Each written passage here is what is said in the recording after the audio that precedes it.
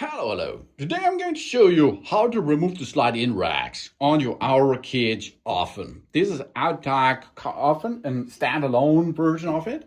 You open the gates and then inside we have the trays. We have to remove them first to get on the racks. Yeah? Okay. Here are the racks. On both sides there are racks. And yes, we go a little bit closer and we see now here's the rack in position and it's really stable there. There's a good construction by Aura Cage. The first thing is we go down, press it down and slide it in the center of the oven. Okay, so go down, slide it to the oven center. Then take care that you do not harm your delicious, good looking oven. Then the next thing is we have a freedom for the ray system. Now we can go up. First was down. Eh? First down. Now we go up.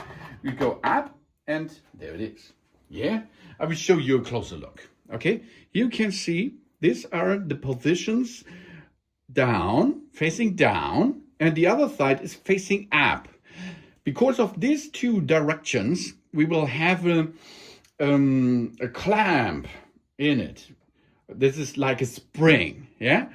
It's not a spring brake, it is like a spring which holds this tray into position. There are 3 holes in it which can connect it to clean now the surface or to replace this tray holding system. Of course, you perform on the other side the same thread. And now we are install it. Okay, remember the first thing was it goes from the upper side down.